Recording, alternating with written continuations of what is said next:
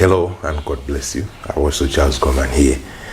Greetings in the blessed name of our dear Lord Jesus Christ. This morning I'm a very happy man. God has given me grace and has put word in my heart to share with you. And as part of our devotion this morning, I want us to go to the book of Matthew chapter 17, and this is verse 20 only, where the Bible says, "So Jesus said to them, because of your unbelief, for assuredly I say to you, if you have faith as a mustard seed, you will say to this mountain, move from here to there, and it will move, and nothing will be impossible for you." This morning I wanted us to talk about the utterances of faith. Yes, the utterances of faith. You know, there are a lot of things that the Bible has talked about faith, from the acts of faith and the prayers of faith and the utterances of faith, where people only spoke a word and big things happened. Now, in the portion of scripture that we have read, Jesus is rebuking his disciples that they had displayed lack of faith in their actions.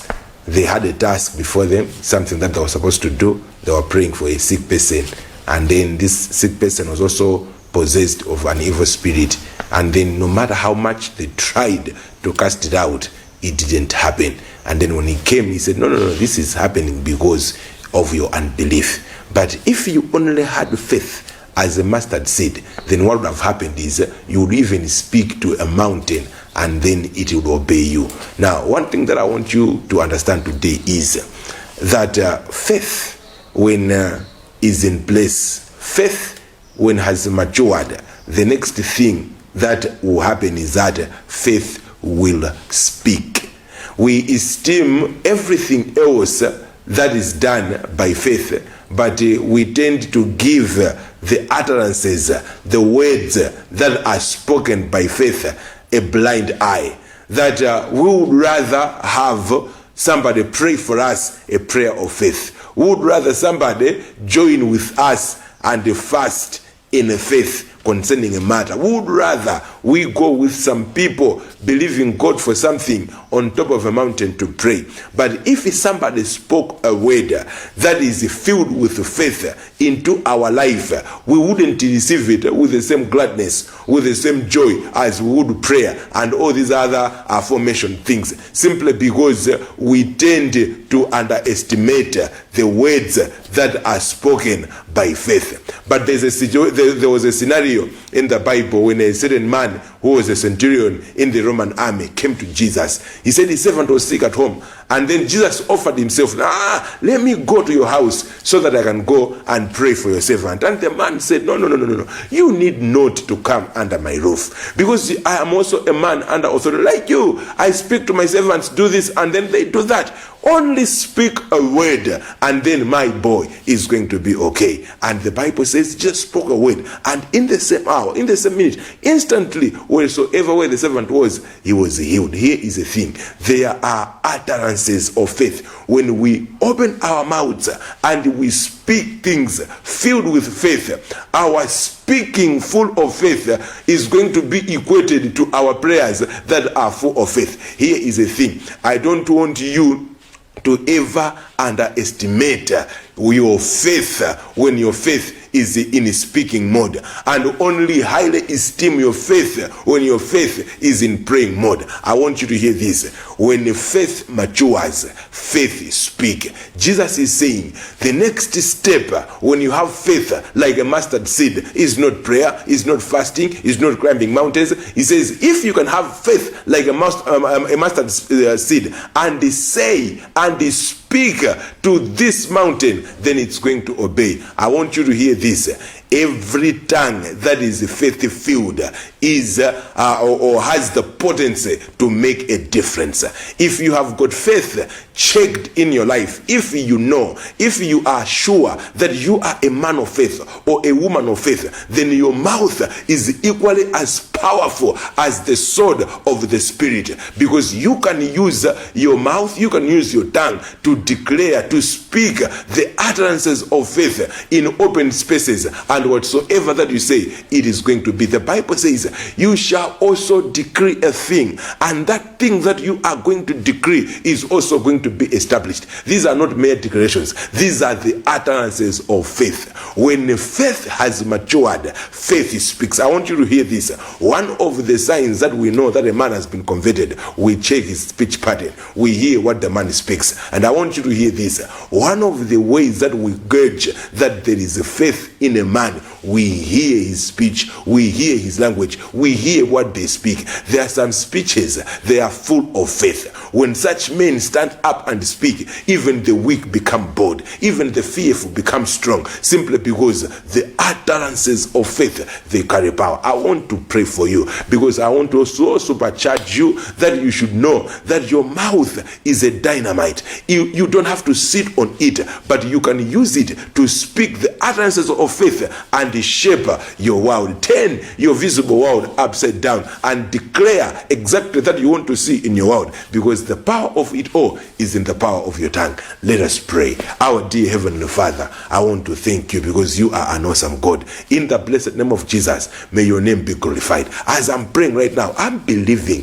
that whosoever who is watching me this morning, they now know that they carry power in their mouth, that any word that is accompanied by faith is as equally powerful as the word of prayer is, and that whatsoever way they're going to go, they are not going to shut up, because they know that in their faith and in their mouth, on their tongue, they carry the power to change everything. They are going to make utterances of faith, declare things in open spaces where they want to see your goodness manifesting. And then when they do that, just like you have said in your word, that when you have got faith like a mustard seed, we will say to the mountain, and then it's going to be moved. To the glory of no any other name but the name of Jesus, my Father and my God, I have given thanks. I have prayed. Amen and amen.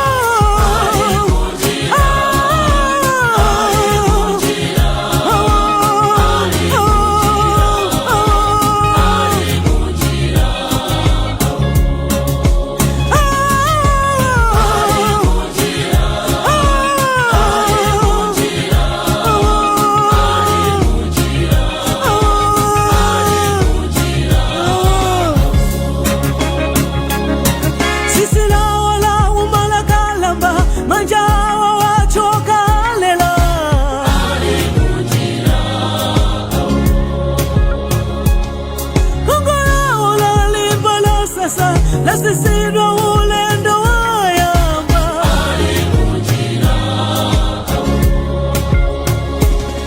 Sisi lawa la umala kalamba, manjawa wachoka lela.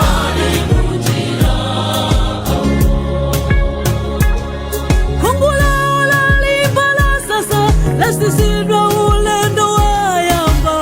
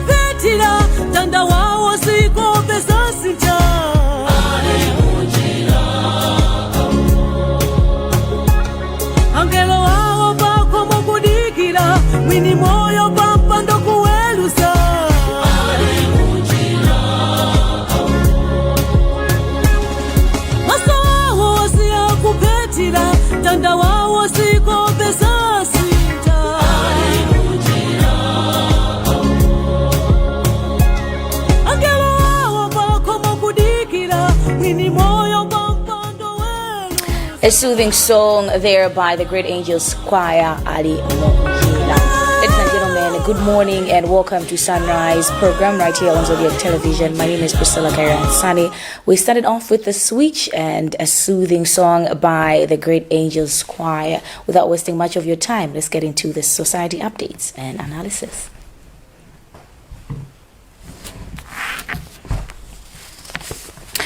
Lolemba Thupi la amene anali wachiwiri wa president sogoleri wa dziko lino Dr. Saulos Chilima linayikidwa m'manda ku Nsipe boma la Nchewu. Mwambowu unatsogoleredwa ndi mtsogoleri wa dziko lino Dr. Saulos Chakwera Dr. Lazarus Chakwera, ndipo ku mwambowu kunali atsogoleri akale a dziko lino Abakili Muluzi, Joyce Banda komanso apita Muntarika ndi anthu osiyanasiyana kuchokera ku zipani zosiyanasiyana zipembedzonso ndipo zosiyanasiyana. Mawu mwake amodzi mwa kubanja a Ben Chilima anati Dr. Saulos Chilima anali munthu odzipereka komanso ofunikira kubanja kwawo kamba kuti amawathandiza muzambiri, ndipo iwo apempha boma kuti akonze chikumbutso cha Dr. Saulos Chilima kuchikangawa komwe ndege inakwera. Saulos ndumani ndikaona chithunzi icho ndikungoona ngati alipobe. I wish it was possible to wake up from this dream. Really, I wish it was possible. Kungodzuka nkumaona inali nightmare chabe, timangolota chabe, achimwene mulipo tendicheza. Dzanali timalota atabwera ku nyumba ndithu. Ata ako tumaona ngati ndapita ndiripoti. Unfortunately, it's not real because there is a coffin. And there is where we are going to lay him to rest. May his soul rest in peace.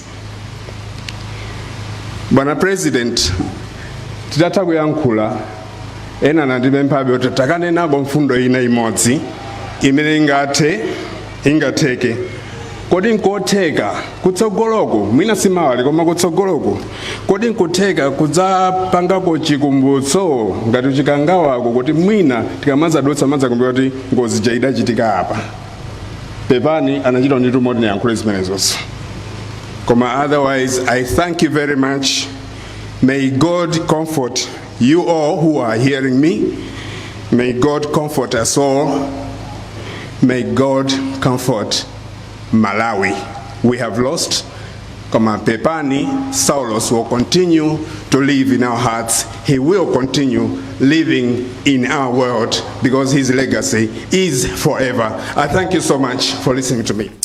Inkosi ya makosi Gomani 5 inati Malemu Saulos Chilima anali chisanzo chabwino kwa kumbali ya chikhalidwe ndipo anapempha anthu apitirize kukhala achikondi. Ife ndithu tachoka mwa MP Right Honorable Saulos Chilima Bieni ndimene timapezera mtendere. Bieni anali munthu wolimbika ntchito monga tonse tikudziwa. Bieni anali munthu wachikondi. Bieni anali munthu wozipereka osati pa nkhani ya chikhalidwe chokha monga kwa ife ngati masekongoni, komanso muchina chilichonse chimene amachita. Maumboni taona mbirimbiri kuchalichi, kubanja kuno, komanso ku dziko lomwenso. Bieni anali pride yathu, Your Excellency. Faketi kati takhala timadziwa kuti tili ndi munthu amene monga inenso ngati ngwenyama ndimapita kawiri kuti ndikapeze nzeru. Ine chilwere ni ufumu wanga mpaka na panopa Bieni akhale pambali panga. Bieni agwira ntchito ndi bambo wanga Inkosi ya makosi Gomani 4. Agwirana nenso ntchito sobwino kwambiriso. Zoti olo ndikamaona Bieni sindimangowaona ngati Vice President kapena MP, koma ndimaonanso ngati mzanga, ngati m'bale wanga. Ndipo ndimakonda. Tikudziwa kuti tonse monga dziko, tonse kumasekongoni timakonda MP Bieni, ndipo ndichifukwa ndithu tonse takhamukira pano kuti pa nthawi imene tikuwasiya kuti akapume tichezere limodzi kukumbukira moyo wawo. Ndifuna ndithokoze koposa mmene anthu motulukira lero, komanso masiku ena onsewaso chiyambireni chichitikireni zovuta zimenezi. Ndikuthokoza support imene tonse tapereka kwa banja. Ndikuthokoza support imene taperekanso ku dziko. Your Excellency, ndikuthokozaso the support that the government has given. Faki tikudziwa kuti mwambo umenewu ndi mwambo wa boma, ndipo tathokoza chifukwa cha ulemu umenewu. Ndithokoze ndaona madera mosiyanasiyana ku Lilongwe, ku Blantyre, ku Zomba, anthu ndithu atayatsa makandulo awo pa nthawi imene akukumbukira Bieni. Ichi chimaonesa chikondi choposa, ndipo Mulungu akhale nanu nonse. Inde tachoka, koma tiyeni tikumbukire Bieni mwamtendere, mwachikondi, mwa umodzi. Fake choti iwo Bieni lero palibe, koma ano masomphenya awo alipobe. Masomphenya a Bieni anali odzaona Malawi atafika pena pake, Malawi kukhala otukuka, komanso osati Malawi yekha kukhala otukuka, komanso anthu akenso akhalenso ndi maganizo otukuka. Tiyeni tikumbukire dzana lija imene MP Bieni anapangitsa public lecture ku Lilongwe pamaso pa tonse dziko lonse, pamene amatikambira kuti tiyeni tikamakhala tiziganizira Malawi. Tiyeni tikamakhala ngakhale ndale zathu tiziganizira Malawi. Tisapange ndale zokokana zosamveka kumene tikupita, tipange ndale za nzeru, ndale zoganizira kuti Malawi wathu tinkhoza bwanji kuti akhale bwino pamawa. Izi ndikukamba chifukwa choti MP Bieni ndimadziwa iwo angakhale anali ndi chipani chawo, koma ndale zawo sizinali zongokhudza chipani chawo chokha yaye. Ndale zawo zinali zoganizira Malawi, ndale zawo zinali zoganizira kuti tsogolo lathu ikhala bwanji. Ani chifukwa cha chimenecho amatha kugwira ntchito limodzi ndi zipani zosiyanasiyana kuyendera limodzi podziwa kunena kuti Malawi sitingammange patokha kapena munthu yekha mmodzi olo chipani chimodzi pachokha yaye, koma tonse ngati Malawi tigwirani manja. MPBN timawakonda ndipo tizapitirizabe kuwakonda, kuwakumbukira sitizayiwala iyaye, fake iwowa ali mumtima mwathu, ali m'maganizo mwathu, ndipo zidzakhala choncho mpaka namuyaya. Amene oto anali mawu a inkosi ya makosi Gomani 5 kumwambo umene unachitika ku Bingu National Stadium. Tikupitirizabe ndi nkhani zathu mamawa uno. Gulu la chinyamata la UTM lapempha anthu otsatira chipanichi kuti akhale abata ngati njira imodzi yopereka ulemu kwa yemwe anali mtsogoleri wa chipanichi Dr. Saulos Chilima. Izi zalankhulidwa lolemba ndi wamkulu wa chinyamata chipanichi Apenjani Kaluwa pa msonkhano wa antolankhani boma la Nchewu kutsatira ziwawa zomwe zinachitika la Mulungu mbomali. Ndimafuna tipange stress kuti UTM ngati chipani ifeyo ngati youth azitsogoleratu kuyambira tsiku loyambirira akhala kupanga preach peace. Azitsogoleratu kuyambira tsiku loyambirira takhala tikunena kuti no tipange moni mubata ndi mtendere. Komano akamapanga preach peace azitsogoleratu aja, it's not a sign of weakness. Sikuluza yayi, sikupusa. Peace is priceless. Muziko munomu I think tafike feo takula kwambia tili ana mpaka panopa mavuto enda alimo komano pali chinthu chimodzi chokuti takhala nacho kwa nthawi itali ndi mtendere. So mtendere u peace imene tikupanga preach ngati chipani ngati UTM ma leaders athu sikuti they are preaching peace because they are defeated, sikuti they are preaching peace because they are disgruntled. No, they are preaching peace because peace is a must. Peace is priceless. Ndikumvesesa kuti aliyese ndifolira, aliyese tikudandaula. Fine and good. Komano panopa tipange hold peace yathu, tipitirize. You know, tonse azinyamata UTM komanso beyond, we should be ambassadors of peace. Kuna kulikonse kumene tili. Through mwina social media, zimene tikuyankhula ma conversations athu. We should have my conversations that they should bring us together. This is a multi-party society, it's a multi-party country. Tindizipani zosiyana. We will not agree on everything. Koma ife as UTM, we cannot agree kuti chambire ni UTM mpaka lero. We are not identified as chipani chokuda chinyamata agenda violence, a chaos. We are not chaotic. So, agenda ife it's a generational agenda. Machangu mwe ningo kambapo za ma generations amaita kana ku Malawi kuno. Ma 1950s achinyamata they had a generational agenda, a generational calling. Kuti mubwere ulamuliro wa anthu akuda ozilamulira atoka. Kuna achinyamata osiyana achinakanyama chiume, Dunduzi Chisiza, Aleke Panda. Iwo ajakho yawo, they had to pay with blood. Blood was shed, ufulu unabwera. By 1992, 1993, there was another generational call kuti Malawi bwere multi-party. Achinyamata sanagwisidwa ntchito, and you know what? The price was blood. They paid with blood. Koma ifeyo no, we are a special generation. Generational call yathu, generational agenda ifeyo, it does not require us to pay with blood. No. Generational agenda ifeyo, we are going to use ideas. Generational agenda ifeyo, UTM as an agenda, UTM as an idea, SKC as an agenda, it is not associated with blood or chaos. Our bedrock is ideas. So, ndikupange ni guarantee, youth Malawi yose, youth ya UTM, an inferior idea will always bow down to a superior idea. UTM is an idea, SKC is an idea. Mwige SKC in peace, and this generational agenda, it's a peaceful agenda. It will not be associated with chaos, it will not be associated with blood. Komaso ndubwereza, peace, when we are calling for peace, it is not a sign of weakness.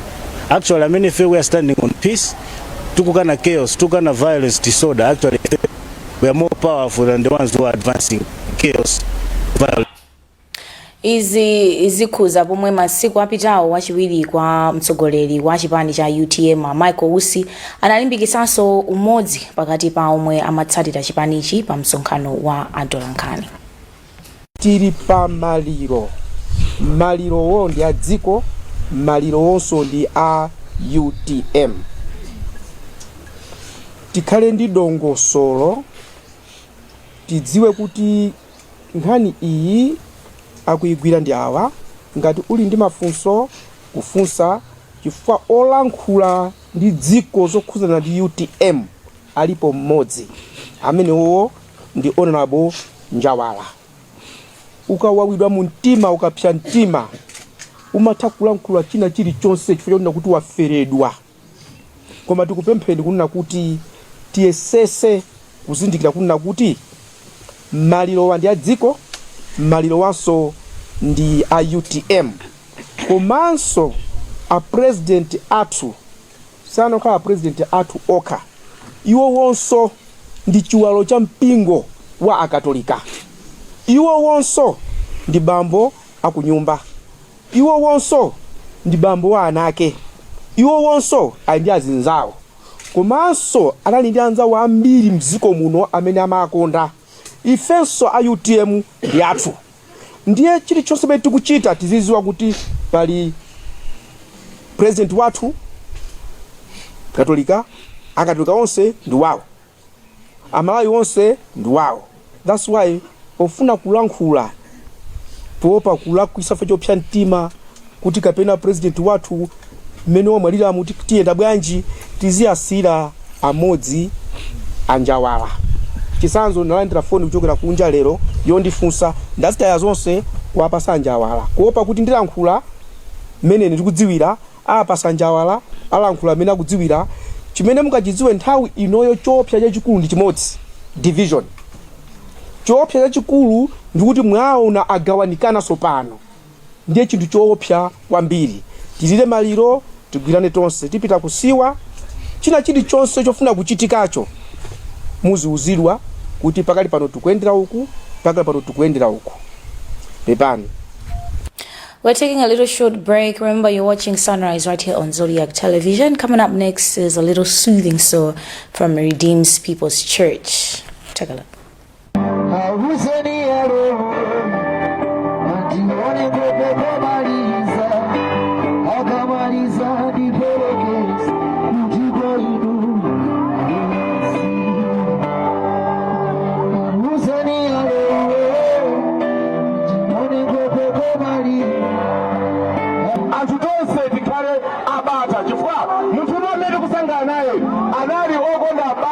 Many anali moyo padziko pano.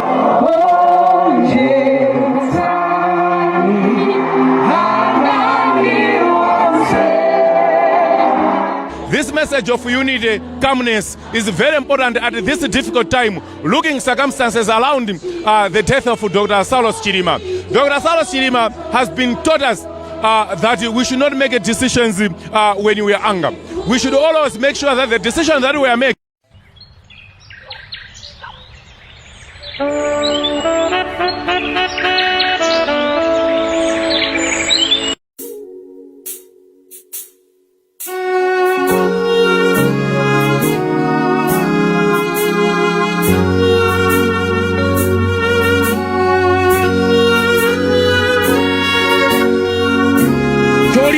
choyambirira kwambiri ndikumanga dziko lino kuti anthu ife tikhale ogwirizana, kuyambira ku Nsanje mpaka na kuchitipa, komanso Nchinji mpaka na kukhotakota.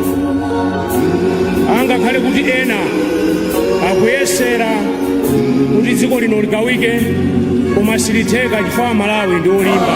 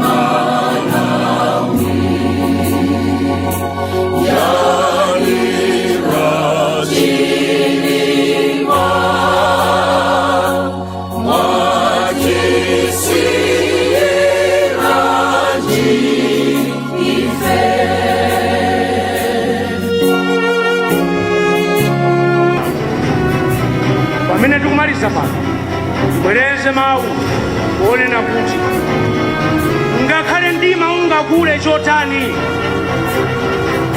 ucha ndithu, ngakhale tingaone zowawa zotani ulemerero ukubwera. Inu nonse muli ano musaope, musafowoke, mukhale chikhulupiriro chifukwa zonse zimene zikuchitika lero kumwambako analemba kale.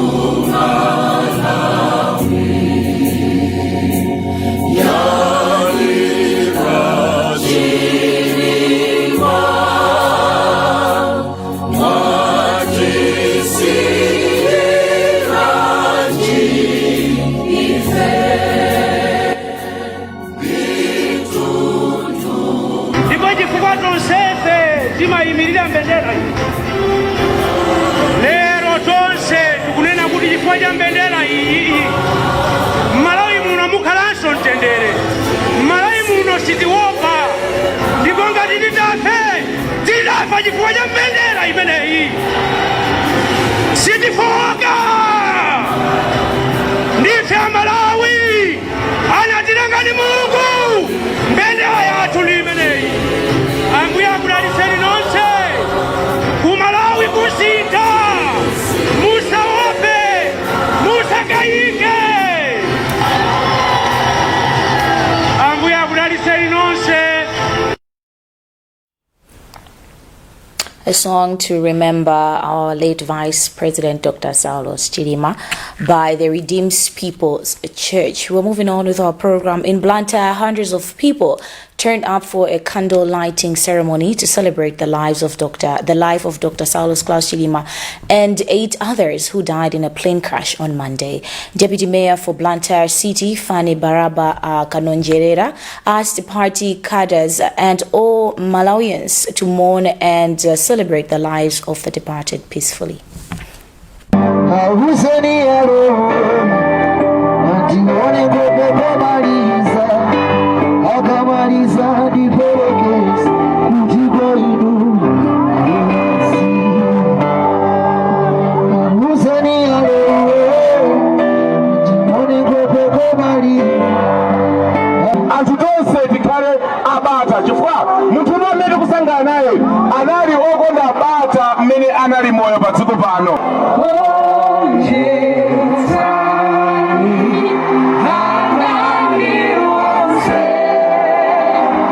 This message of unity, calmness is very important at this difficult time, looking circumstances around the death of Dr. Saulos Chilima. Dr. Saulos Chilima has been taught us that we should not make decisions when we are angry. We should always make sure that the decision that we make, it can affect someone somewhere or even the future. So I remember one point in time we were campaigning in some of the districts in Malawi where we were stoned by oppositions.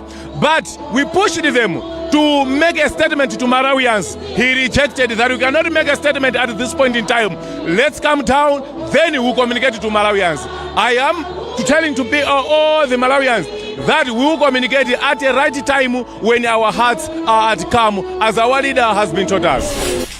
On his part, one of the organizers, Richard Mandala, said they organized the memorial and candle lighting event to uphold the Chilima mantra and remind each other that the dream lives on.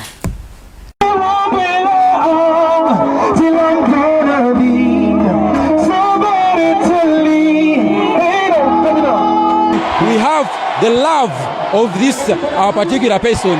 He brings the youth together, and he made the possibilities that actually the youth can actually venture into politics and do the development of the country.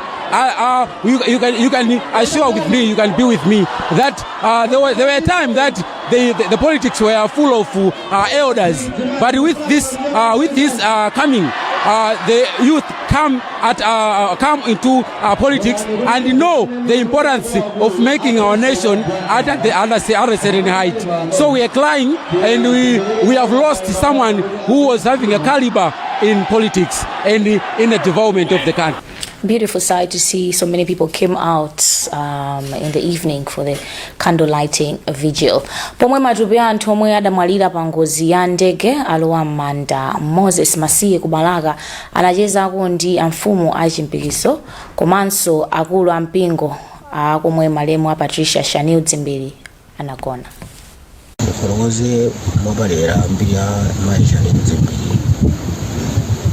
watu kuno taluza muntu ofuneka kwambiri amene anabadonga ni wamphongo anabadonga ni wankazi koma zimwe amachita kudera tuno kuposa so muntu wamphongo amathandiza abwina aliyese osalidira nathu kwalino yayi koma ngozungulira chathunya esetiye chathunya noso tiye samala yose amathandiza kwambiri mudi panopo kutamanja nkosi nekuti kuwira osha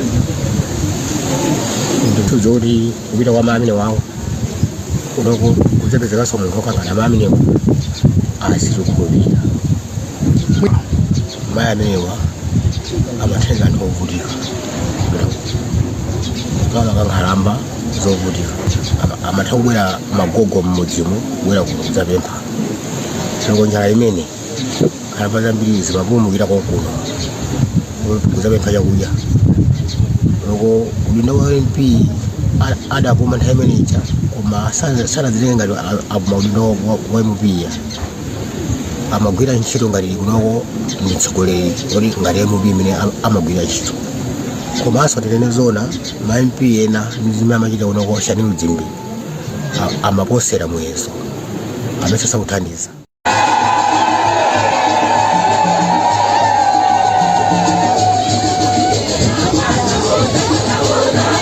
Ife monga mpingo tiliodandaula kwambiri ndipo tachedwa nzeru kuchedwa nzeru kwathu ndikwati mayiwa ndamene nali pali nkhala pakati wathu makamaka pambali ya kuyendetsa mpingo kuno kwathu kudera lino ndipo samaonesaso kuti ndi munthu wa mayi koma anali patsogolo pathu ndipo mothandizana ndi tonse monga ife akatikisi ngakhale ansembe athu iwonso anali ndithu patsogolo potumikira mpingo mwatofolo moyo ndithu. Mayi amenewa tingakumbukire ndi zintchito za kusamala umunthu wa munthu wathunthu chifukwa tikayang'anira ndimene tinali nawo kuno tili ndi ana amasiye amene anali ngati iwonso nkhala pakati amene amakhudzidwanso kwambiri ndi kusamalira ana amasiye komanso agogo okalamba.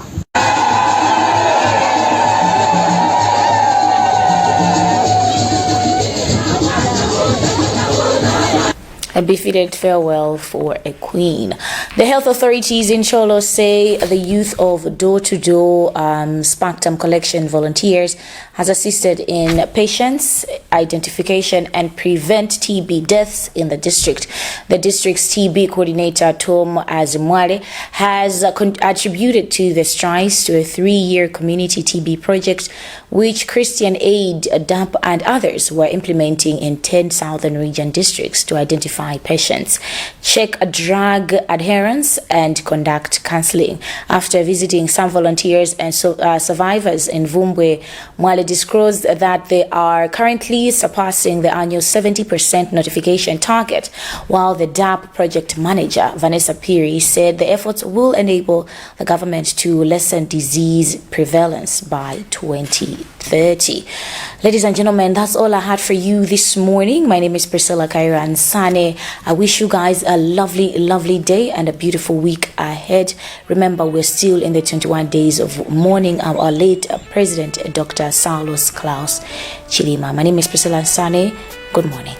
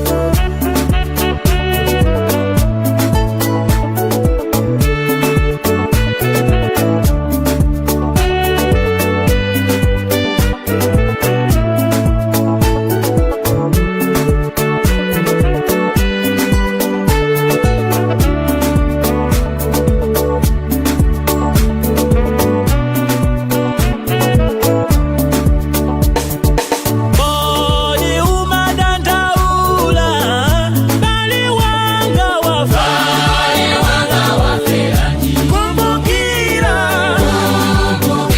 wakutenga sapoponya kosei sapoponya kosei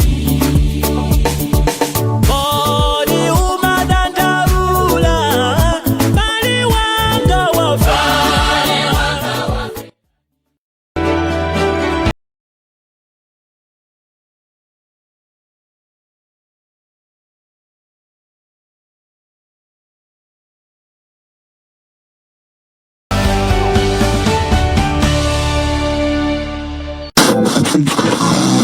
On the Zodiac Broadcasting Station, ZBS. Iwe Zodiaki, bwenziranga dziko limodzi, fuko limodzi, anthu amodzi, wailesi imodzi, pomveka pawiri mdziko lonse.